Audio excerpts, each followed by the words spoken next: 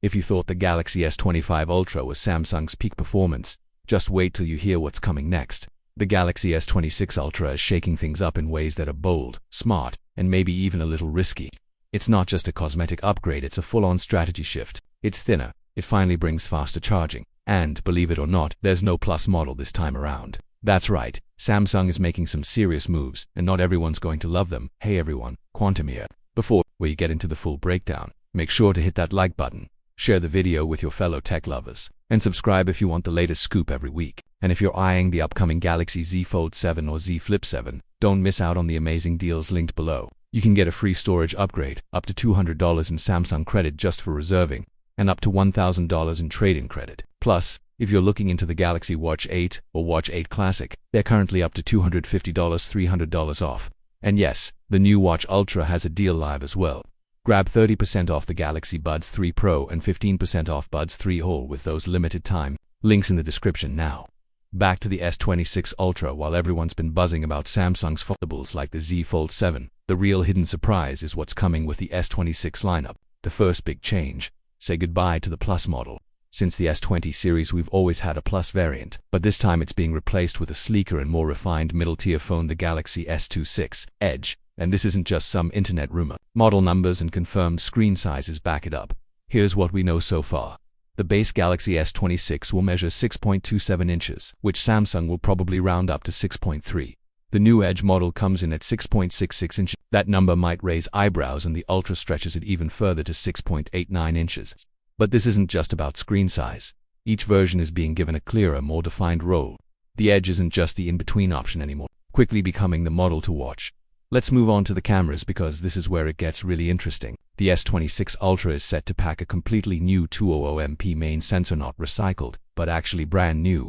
Along with that, it's getting a 50MP telephoto lens with 5x zoom, but the upgrades don't stop there. According to Ice Universe, the 3x zoom lens is going from 10MP to 12MP, and the ultra-wide camera may get boosted to 50MP, the same sensor we saw on the S25 Ultra.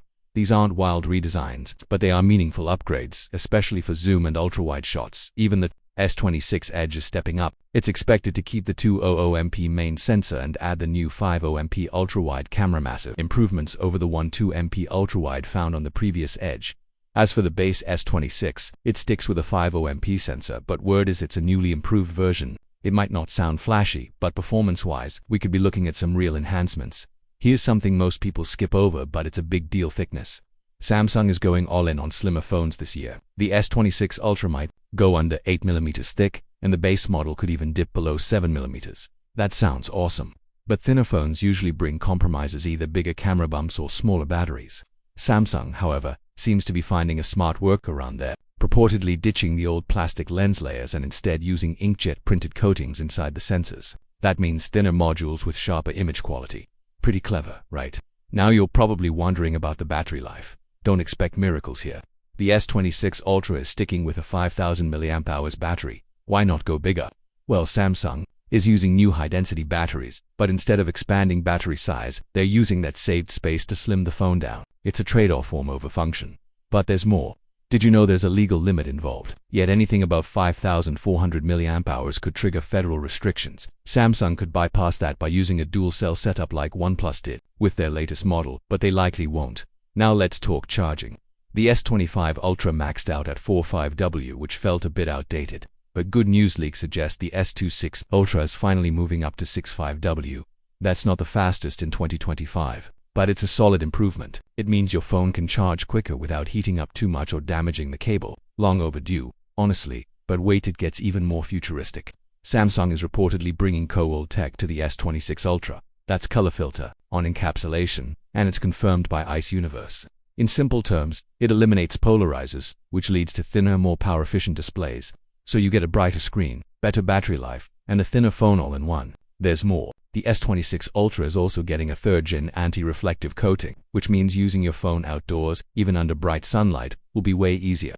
Imagine texting at the beach without shielding your screen like you're hiding state secrets. That's the kind of improvement that matters in everyday use. Even the bezels are getting crazy thin. Rumors say they'll be just 1.16mm thick, literally thinner than a grain of rice. Yet despite that massive screen size of 6.89 inches, the overall phone dimensions might stay the same as the S25 Ultra. That means Samsung is giving us more screen without making the device feel bigger in the hand. One last detail that most people overlook but I think is pretty cool: Samsung's internal code names.